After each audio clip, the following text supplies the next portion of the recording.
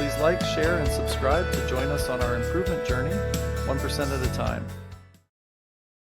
Hello, I'm Craig Thielen, and this is the 1% Better podcast. Today I'm speaking with Mick White, founder of Purpose Fueled, the 100-Year Manifesto, and the Purpose Academy. Welcome to 1% Better. Thank you, Craig. I am excited to be here. Yes, I am too. So why don't we start with who is Mick White and a little bit about your background and what led you into all these amazing initiatives and companies that we're going to be digging into. Yeah. Who is Mick White? What a question, right? I think what I know today, what I know about myself today is I've always been a teacher. I've always been a gatherer of people, and I've always been a bit of a disruptor. And that's, if I look through a common thread through my childhood and college and professional career, that's really it. I was supposed to be a high school history teacher. Both my sisters are elementary school teachers.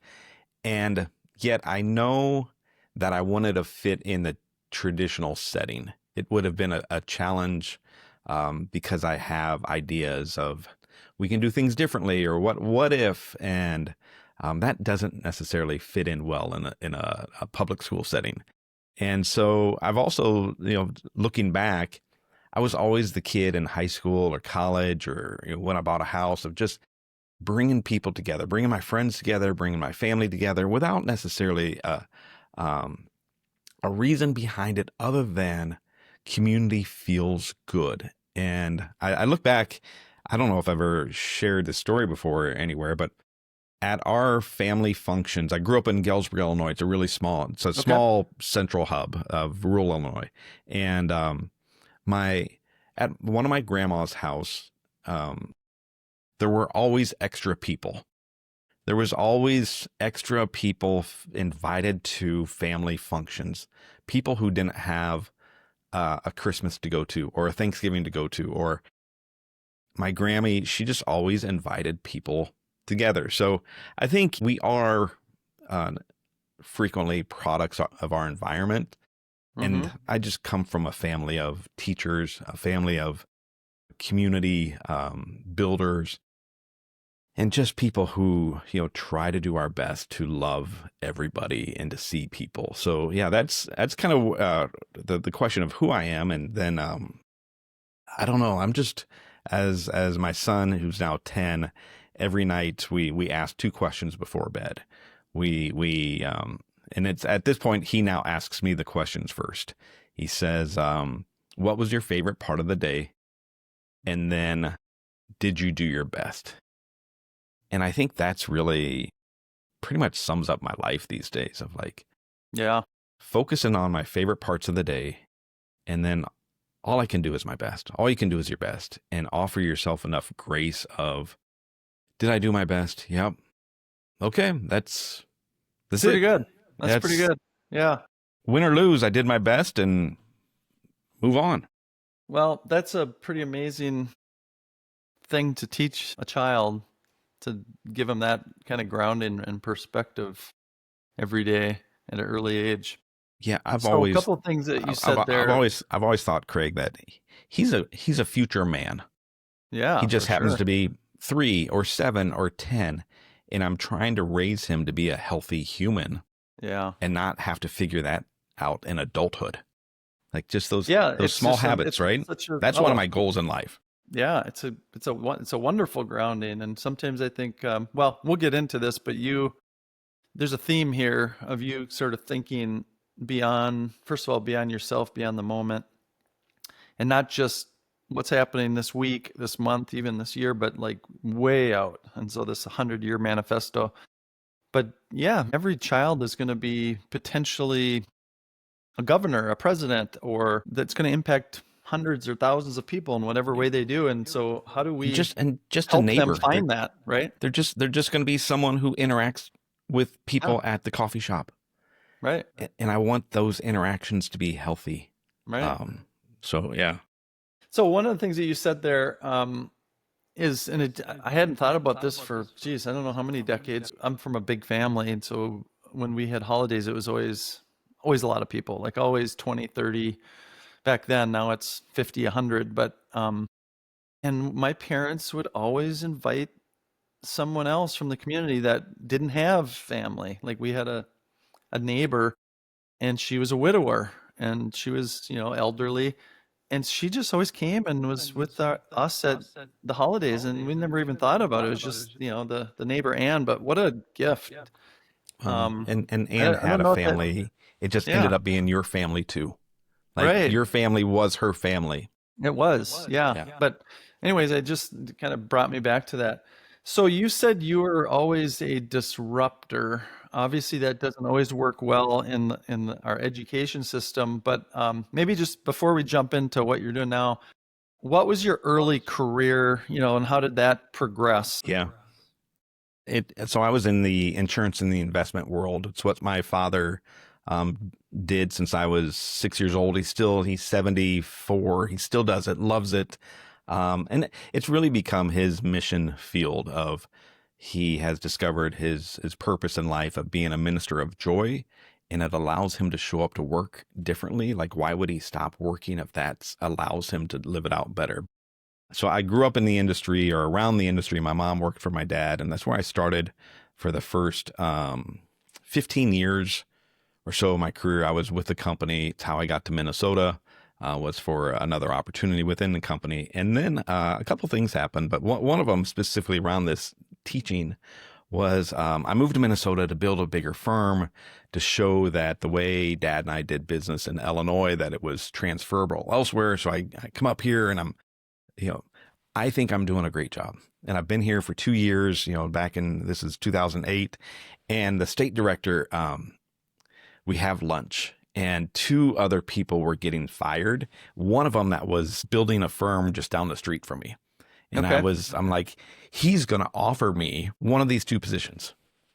32 years old. I'm like, my numbers look good. Everything looks good. And, this was 16 years ago, and he said to me, he said, Mick, you don't have a future in management. And it blew me. I was so angry with him, and I was angry with him for probably 15 years, because he said that I should go back to being an agent or being a producer or go into our home office and be a trainer. Because I was always building things. I was always saying like, here, the company stuff's great, but here's how really to do it. For 15 years, I was mad at him because I knew what the trainers got paid in the home office, and I knew what I got paid, and it was in my mind a demotion, and I wanted to fit in well in that home office space either. The agent was like, I know I can do that. It's just not exciting for me anymore. And so. But 15 years later, last year, I realized he was right. Mm-hmm. I didn't have a future in management. I was always creating things. What he didn't say was, Mick, build your products and I'll be your first customer. I was a disruptor back then. I was a teacher back then. I was just in the wrong environment Mm-hmm. to really allow me to be as independent as I wanted to be. So it took me 15 years to kind of offer some forgiveness, even though I probably didn't need to offer any, but just that thought of sometimes we have these narratives that are in our heads about things. We're like, you know, maybe he was right. He just couldn't see across that last hurdle of, Mick, we will be your client. Because he'd never worked anywhere else other than the company. The Right. company was his solution. Rather than go do your own thing and we'll be your client, Mick. So yeah, I think it's interesting sometimes when we look back at those stories Yeah. of like, how did we get here? Yeah, we get a lot of clues in life, and sometimes we see them, and sometimes we don't, and sometimes the people and things and situations that provide clues, they're sort of unaware that they're providing feedback. Like he may have felt sort of intrinsically like this isn't going to work because you're not following the structure, you're not doing the things of a manager, you're kind of maybe on the fringes, you're always worried about other stuff. And so he may not even have been thinking, well, this guy can do so much more, and let me help you as a sort of a Right. coach or mentor. He's just like, this ain't working. Like he's just doing his job. But we get those every day actually. And so just being present and being aware to go, what did that person mean? Why did they say it? What can I learn from it? That's actually a pretty powerful skill set. Sometimes it takes years and decades for us to figure it out. I mean, it's like, what are they really trying to say to me? Right. Like, I hear what they're saying. There's people for years would say, Mick, you should write a book. And my life was a mess. And I'm like, there is zero chance right now I'm writing a book.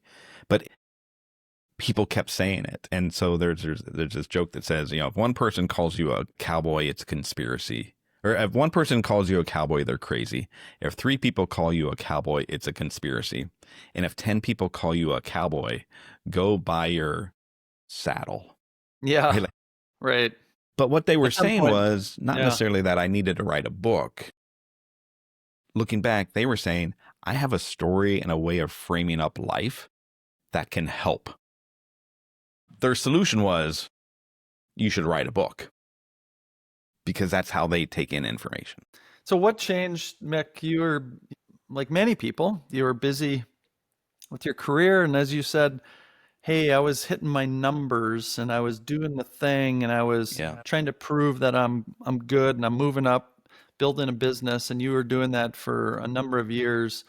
And some of it was personal, like, hey, I want to do well in life. I want a nice car. I want a nice home, provide. Some of it's, hey, I'm working with my father. I want to make sure I'm carrying on the legacy. There's probably many reasons. Society judges us all by how well we do professionally, et cetera, et cetera. At what point did something change in your life? They said, wait a minute, I could keep doing this and just kind of run to retirement, which is what some people do, and just go, it'll all be better at retirement, no matter how bad and painful and hard this is. But you chose to say, something's not working. What happened in your life that led you to that moment? All sorts of things happened, but a pivotal one was June 13th, 2011. My mom died, and she died from an accidental overdose of aspirin. So at age 58, she's there one day and not there the next. And God bless my mom. Like, I loved her and miss her deeply. Mom never knew who the president was. She didn't drive on the highway. She thought banana Twinkies had real bananas in them. Like, just this salt of the earth human. And when Mom died, she died on a Monday. On Thursday, visitation was 7 hours long. And Mom didn't go to college. She didn't have LinkedIn. She wasn't on podcasts. She didn't have this platform. But she had love, and she loved everybody in her own way. And she had a way of connecting and seeing people. And I'm like, that the whole time, I'm like, who are all these people? I mean, and it was from all walks of life, from CEOs of major, Fortune 500 companies to junior high friends and neighbors and church and people from the AA hall, like everybody showing up. And I'm like, if my mom could have that kind of impact, what kind of impact could the people that I was working with professionally have if they were intentional? My mom, that's just who she was. But maybe if we had these conversations around, what are you really doing? And so that happened in 2011. I read a book that summer about who really has the opportunity to change the world. And the premise is it's business leaders. It's not the church. It's not the government. It's people out in the community. And so that had happened. And that was the first major eye-opening experience of perhaps I'm not doing the right thing. And so I think about this all the time lately of coming from the insurance and investment world. So much is talked about net worth. Right. It's how people define who their clients are, who their clients aren't, just it's this success metric. And I think of it if you break down the word net worth, like that means you're only defining your worth, all of your worth, your net worth by your money, your assets, what you've created.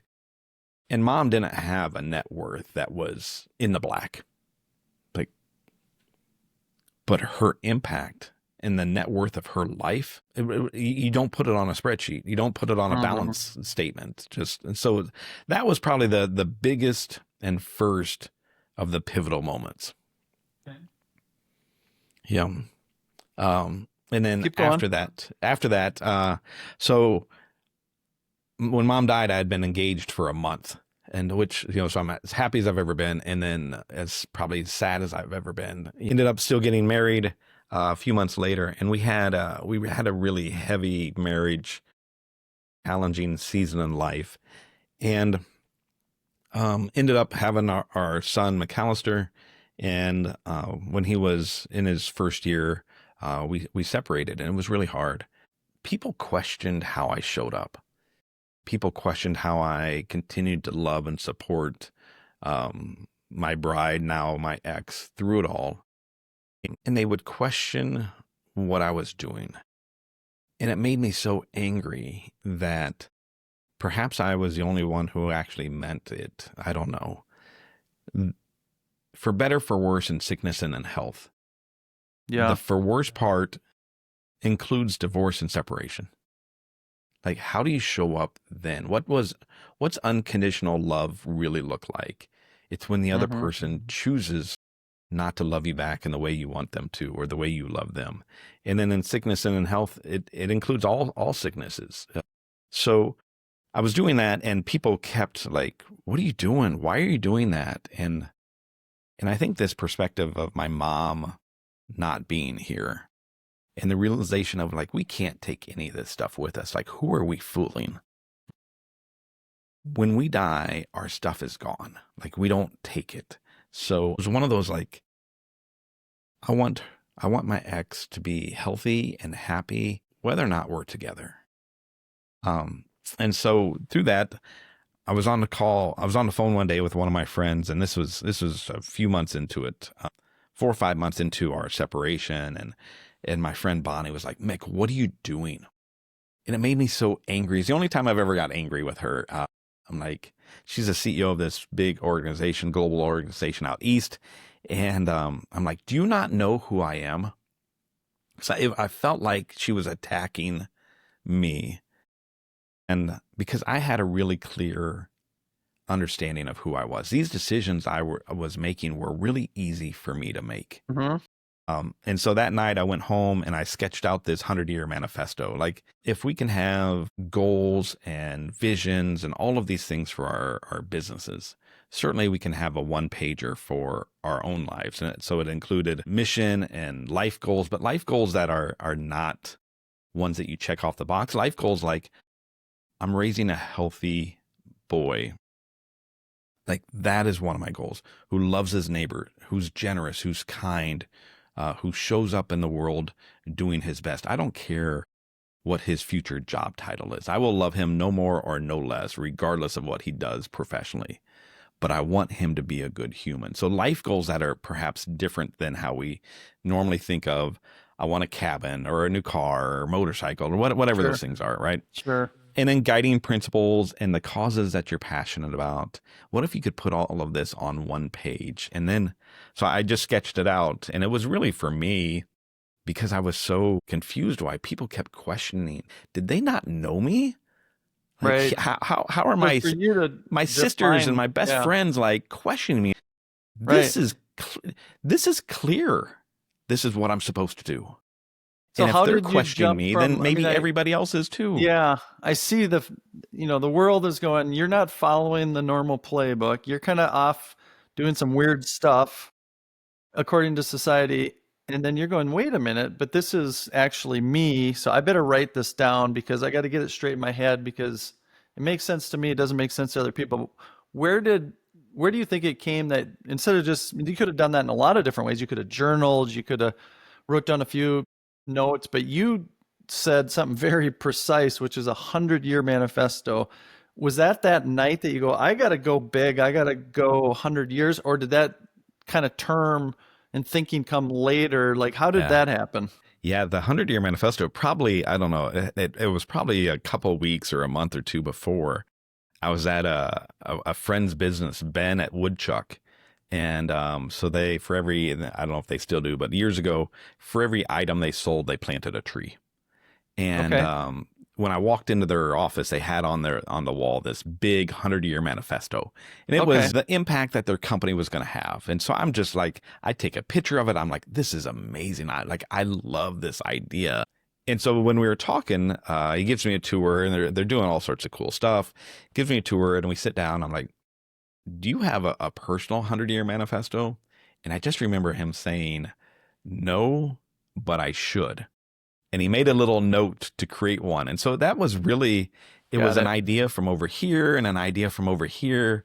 And then like, man, shouldn't we all have some sort of, and coming from the insurance investment world, there's so much of save money, retire, and then when you die, give your stuff away to your kids and family and nonprofits or whatever it might be. And that's it. My life and my legacy doesn't end there. Like 100 years from now, what do I really want? Because it's not about who gets how much stuff. It's the impact that we make along the way at the coffee shop today, while we're driving, all the things with employees and staff, and how am I showing up? Because then I'm no longer concerned about traffic being bad. Right. Like, No, that gives you yes, perspective, right? Because it goes beyond death, which does it as really humans, we don't matter? often think about beyond death, do we? It's Well, kind of a scary place. I think for me, and part of like when you asked who I am, part of my normal, I just didn't know wasn't normal. So with my dad in the life insurance industry, in a small town, my mom read the obituaries every day in the newspaper. And so, I mean, so I read the obituaries in the newspaper because we'd see church members or neighbors or whatever it might be. So I just remember reading the obituaries. Funny. My Yeah. dad being in the life insurance industry. And then it's no wonder that at age 40, I was diagnosed with anxiety. And when my therapist said, hey, you have anxiety, and he walked me through it, I'm like, I've had that my whole life because I've been aware of we're not here forever. And growing up in a church, there was also this eternity seems like a really long time. And a Franklin daily That's the planner understatement of the doesn't seem year. like enough. Like my daily planner isn't enough, and eternity just seems long. 100 Yeah. years from now is bigger than me, but not Yeah. eternal. Like I can't wrap my head around eternity. Kind of like Well, how that's, long's the yeah. world been around? 8 billion years, 7 billion, like 5 billion. I don't know. Last year seems like a long time ago.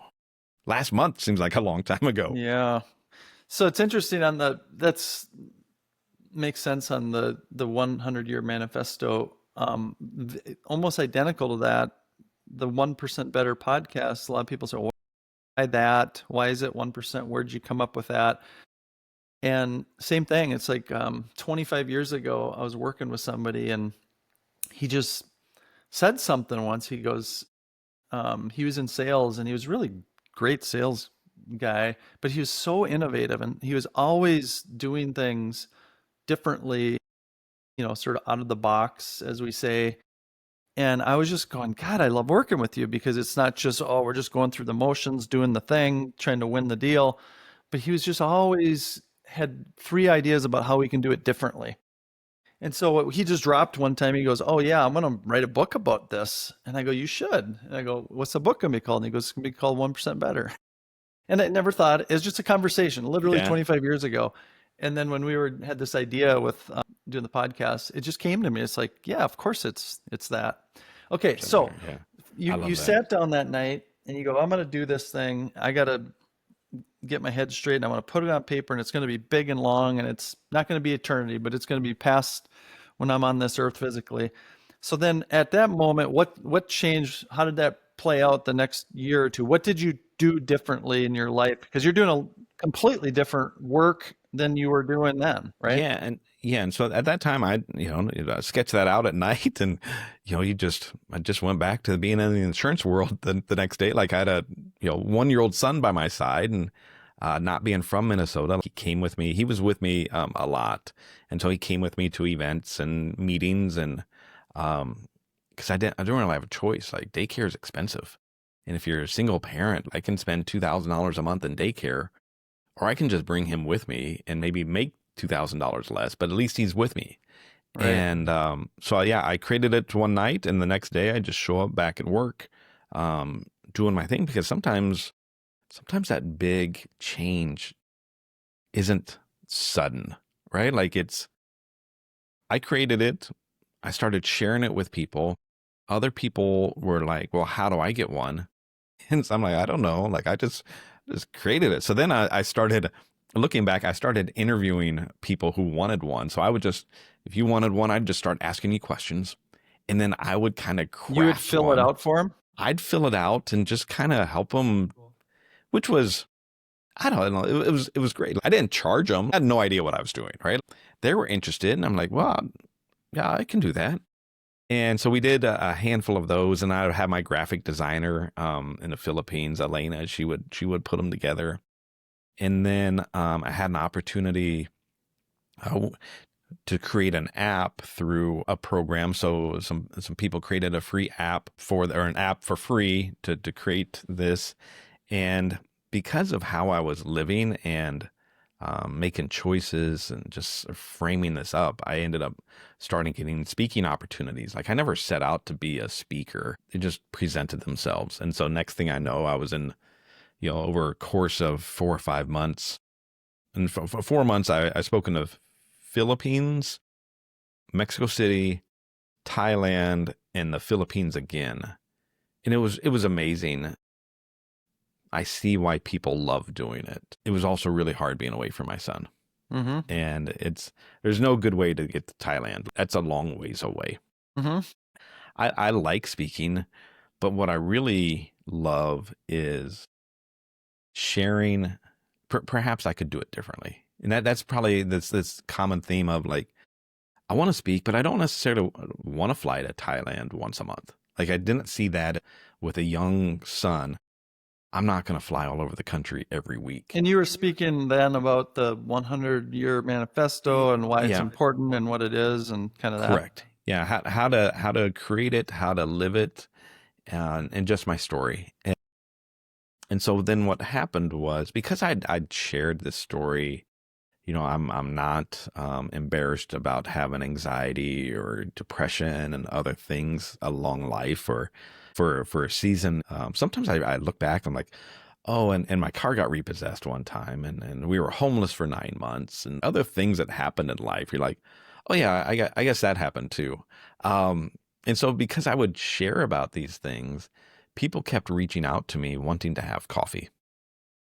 And what I have since kind of worked through is they felt that they could trust me. They felt like I wouldn't judge them, and they knew that I had been through some stuff. And the reality is, all of us, I believe, are either going through some stuff, or somebody we love is going through some stuff. And so just having coffee, and at that time I had really unhealthy boundaries. I was trying to help out everybody because it was probably therapy for me too, right? It probably made me feel good helping, and I have value. But just going around having free coffee Are you every, still in the insurance business at this time? so at that time, barely. Like I still had my licenses, but at this time I was doing some coaching, doing some speaking. I had a lunch at that time where I would gather people together called the Best Lunch Ever. And so there's some sponsorships to it. I was somehow keeping it all together to keep my head above water, but it wasn't real clear. I didn't necessarily want to work one-on-one in coaching, because part of it is I want to help people regardless of their income status. Coaching inherently um, doesn't work that way. It's like you have to be able to pay me X amount.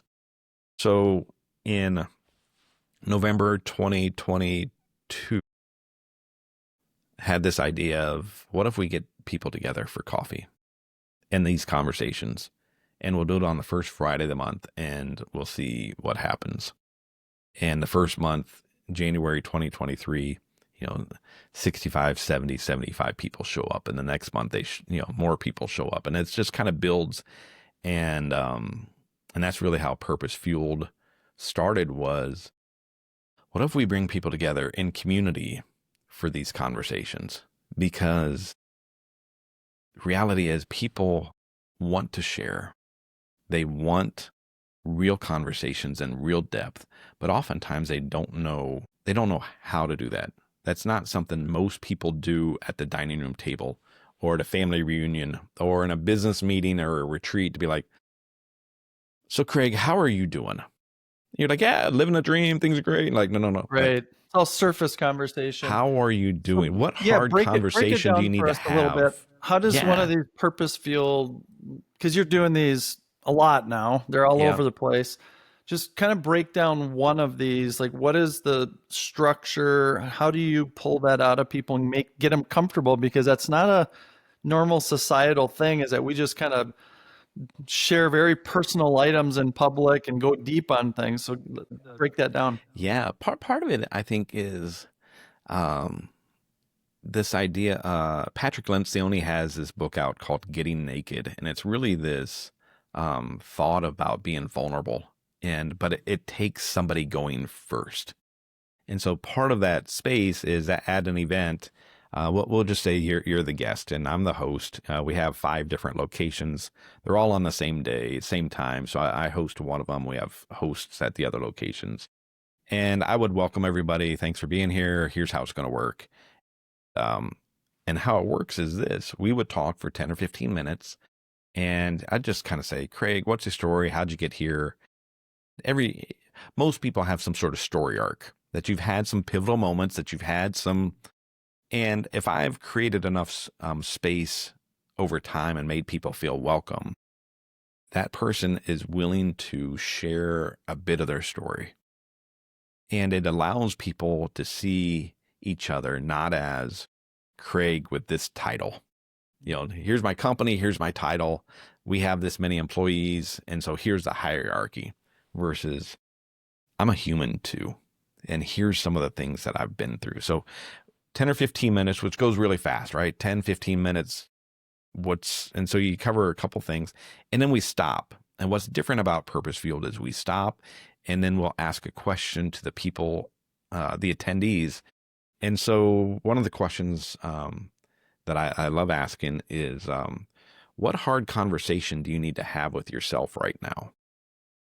And we pause, and then I can't keep a hard, really intense moment like that. So I always joke, and if you don't like that question, there's coffee over there. It's a good time to take a Right. I was bathroom gonna say break. that's putting a lot of pressure on people. Yeah, it's intense. At the same time, you don't have to answer this question, but when people do, it's such an energy in the room because it's like this outpouring of, I get to share what's really going on in my life.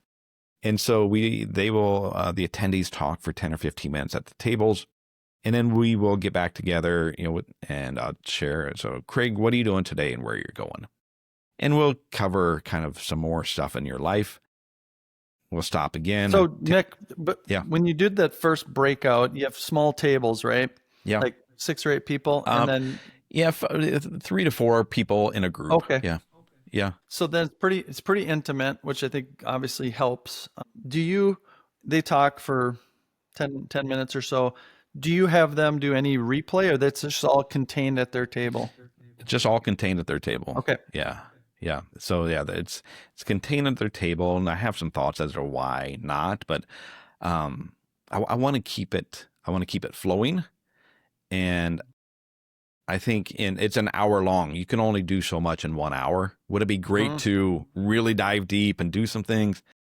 Yes, I see this as this is a great first step for people pursuing themselves. So we will get back together and we'll do it again. You sharing your story. Then I'll ask one more question. Another question I like to ask a lot is, who's on your team right now, personally or professionally, that shouldn't be on your team, or who isn't on your team? And I talk a lot about your personal team, the people in your life. Who isn't on your team that you need to have on your team? And again, that same 10 or 15 minutes at the tables, and then we just kind of close it with what action are you going to take to fuel your purpose?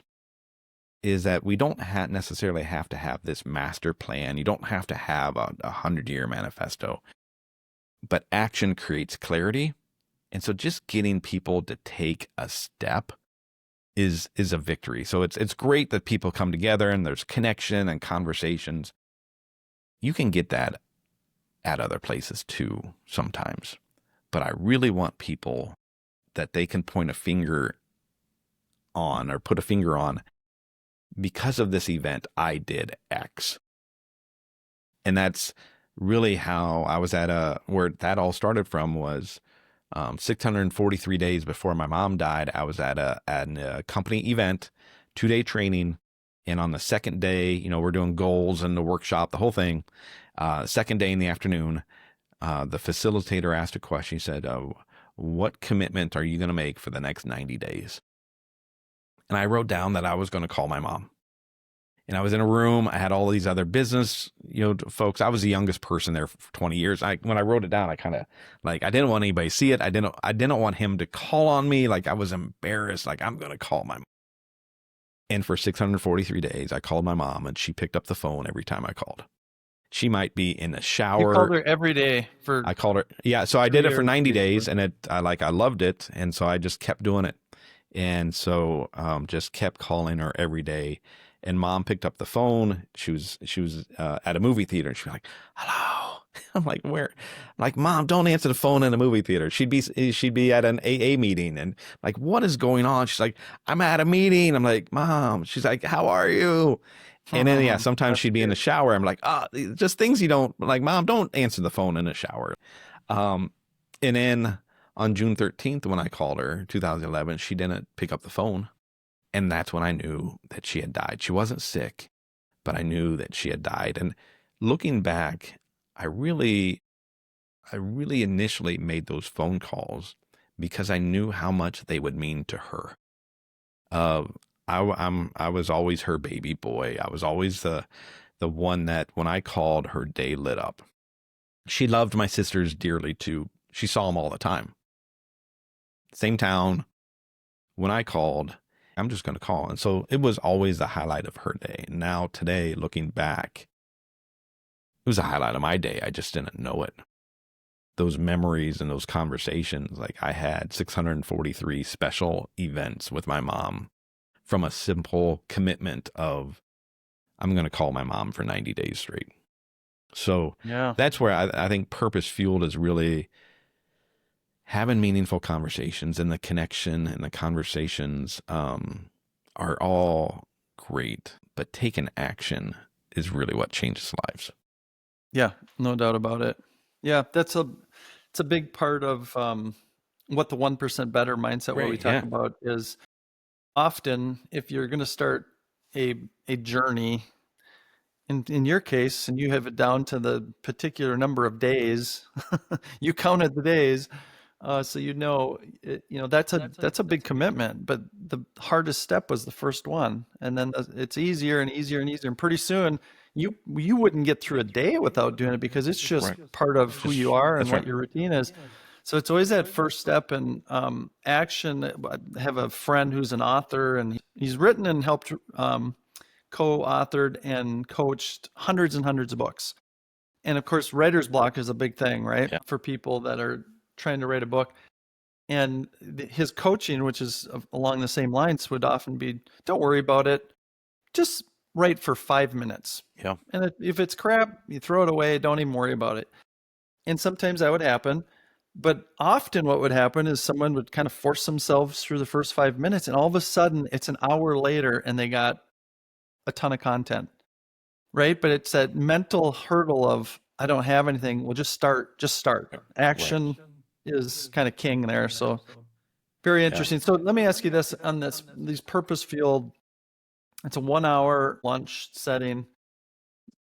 Is your intent with this, how you set it up, is to just help people kind of break through that surface level, get them to dig deep, get them to interact in a semi-public setting, even though it's within the table, just to kind of break that ice and have them take a first step? Or do you think that this is something where they can take it home and practice it, or take it to work, and it's like, now take this same technique out, or don't you worry about that? Right. Or do you think that Yeah. naturally happens? Obviously, people share their experiences with you often.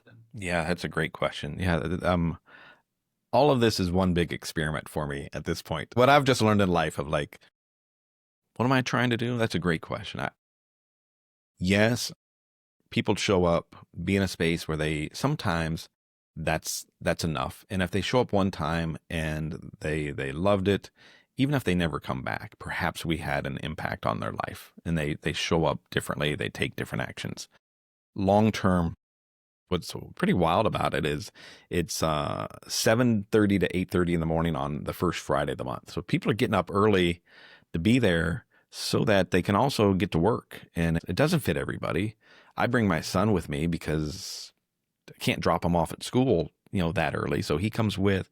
But to say people feel seen, heard, they have maybe connections with people that they wouldn't normally have. I don't know if you watch the news at all, but it's a bit of a mess out there in I America try right not now. to, actually. And I do a and pretty I good think job of it. there's a lot of people just don't know each other. They've never been exposed to people who look, think, or believe differently than they do. And perhaps Purpose Fueled helps with that, where people sit down. These aren't people I would maybe see at the same IT networking event, or it's all business owners. Like, it's all sorts of different people there. So at the events, um, we have the event for individuals, what I would call the community events, where anybody can show up. Um, we're creating a space online for activators, for people who want more throughout the month, more community. And then long term, where we're going with it is to take Purpose Fueled to companies and to have these events where we can interview a leader, however you want to define leader, could be anywhere in their company, and have their employees or team members actually sit down without the job titles and have culture building and connection. Because I think not just with COVID, but prior to that, we just really didn't. We don't know people the way we think we know people. And so that's long term where we'll go with Purpose Fueled. Have you started the corporate business We, yet, or we have no? just started in the last couple months. And funny, a friend of mine in May was like, how come you're not doing this at companies? I'm like, what are you talking about? And she walked me through it. That's a brilliant idea, right? Like Right. it never once crossed my mind. And so now I see this is a space corporately where, whether it's once a month, every other month, once a quarter, something to say, Yeah. bringing people together. What we probably don't need is more inspirational speaking. So that's the full circle for me. Yeah. I don't need to fly across the world to speak, but perhaps this is my way of speaking, by highlighting other people and allowing more people to share their stories together.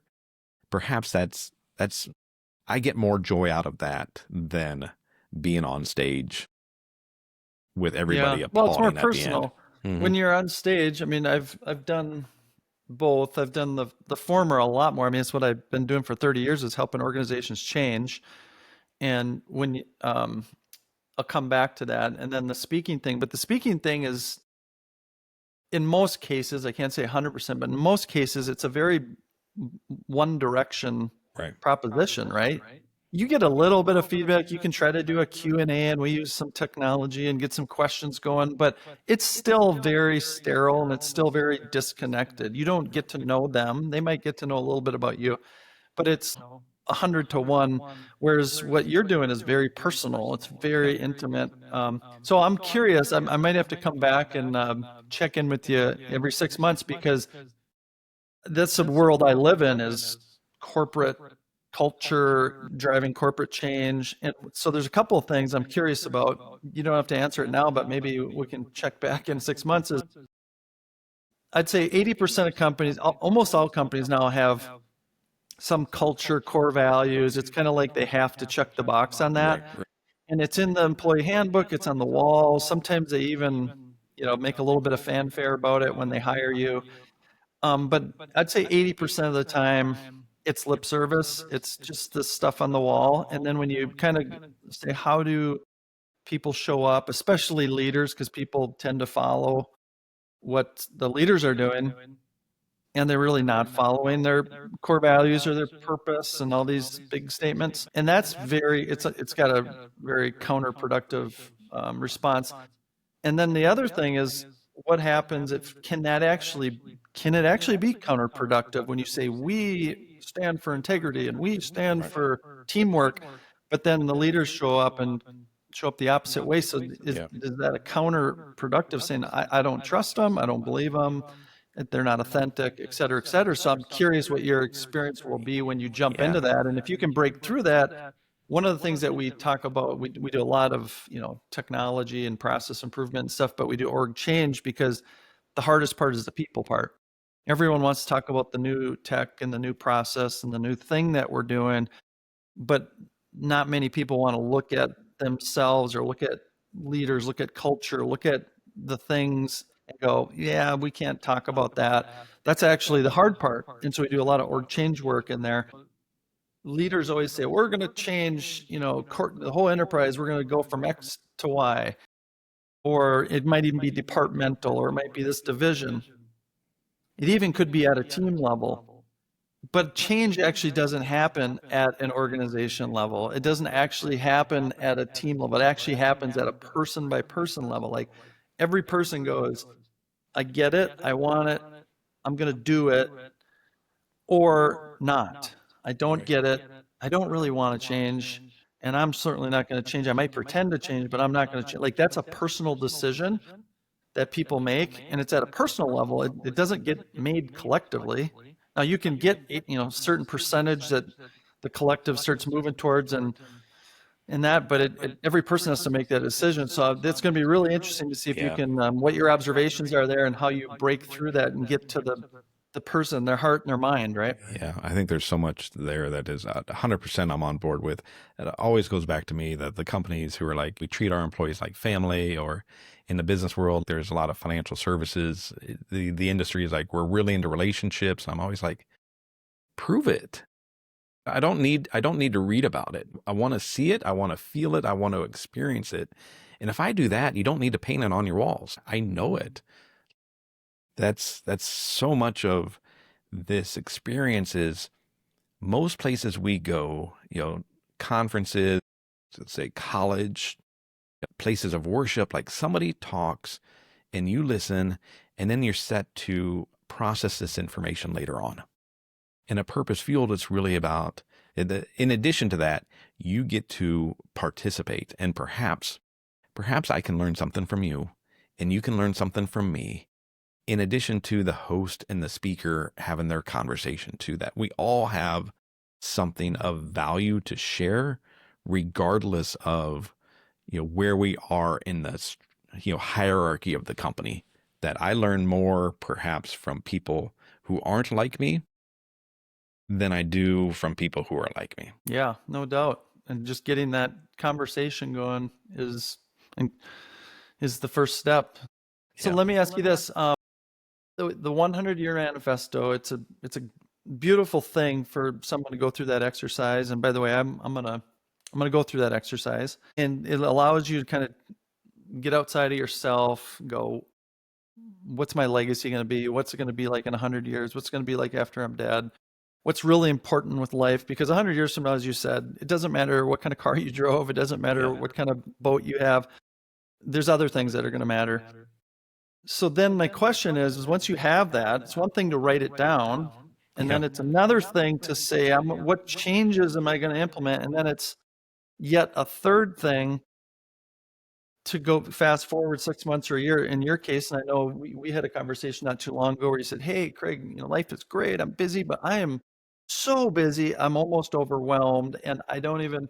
So then how do you use this 100-year manifesto because that's the way life is. Life throws you curveballs, and it adds 6 things on your plate that you weren't planning on. That's just the way life is. How do you use the 100-year manifesto to sort of recenter and go, okay, time out. Is this all still accurate? Do I need to make adjustments? Or how do I help it prioritize my life? How do you recenter? That's a great question.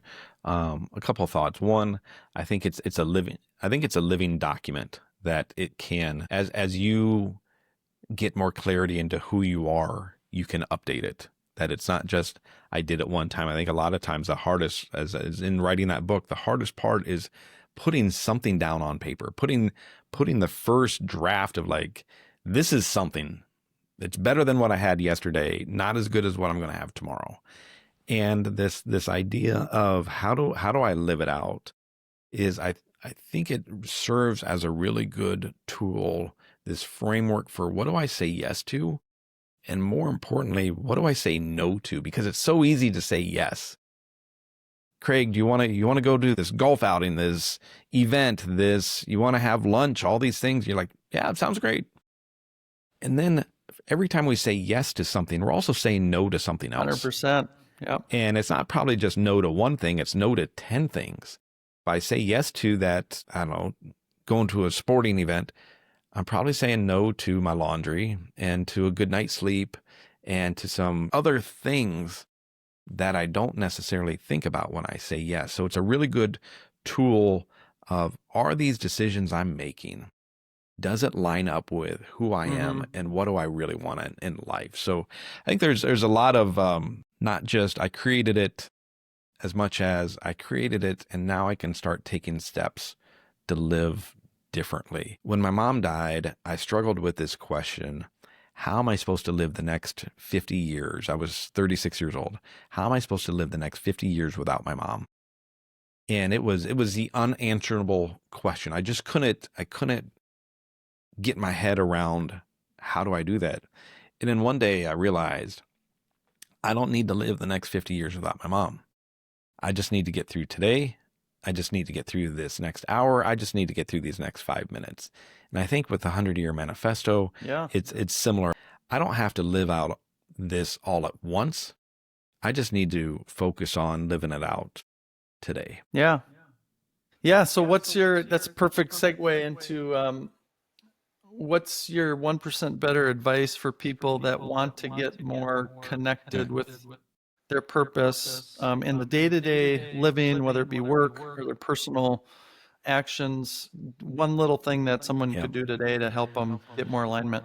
I think the people downplay the steps that they are taking. And we say all the time, or people say all the time, it's just a baby step. It's just a baby step. I'm like, listen, a baby step, when a baby takes a step, it is the biggest step they ever take. And when they do, we have cameras and videos and people are cheering them on and like it's a big event. And they fall down and they get back up, and don't underplay the importance of taking a baby step. A baby can't walk until they take steps. A baby can't run until they walk. Like we can't drive a car, whatever those things are. Like it's a series of baby steps that get us to where we want to go. Yeah. And so part of it is Love it. just take action, just take a step, and you'll figure out is it the right step or the wrong step. But you won't know that until you take it. Yeah. Give yourself some credit. Every step's important. In fact, sometimes the first step is the most important step. I mean, So last question. the hardest step for me every day is getting out of bed, right? Like that first step out of bed is, especially if I know I'm going to go work out that morning. Yeah. What's the hardest step is just getting that foot on the Yep. floor, So true. and then I'm going, right? Yeah, so true. All right, Mick, we're at the end of an hour. Went by fast. Last question on 1% Better. If you take a step back from everything that you're doing your entire life and you look back, what 1% better advice would you want to give yourself if you were 18, or would you give your grandkids or somebody you want to share life lessons that you've learned being on this planet? Enjoy all the moments, the good, the bad, the hard, the great. Tell people what they mean to you, not after they've passed away, but today, even if it's uncomfortable. And then take lots of photos of the people and the things that you love. Beautifully said. Well, thanks, Mick, for joining us. You are a great storyteller. You are authentic.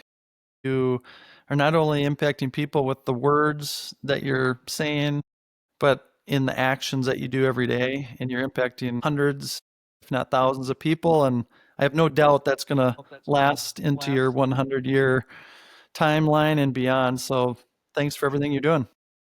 Thanks, Craig. I appreciate you, my friend. Please like, share, and subscribe to join us on our improvement journey, 1% at a time.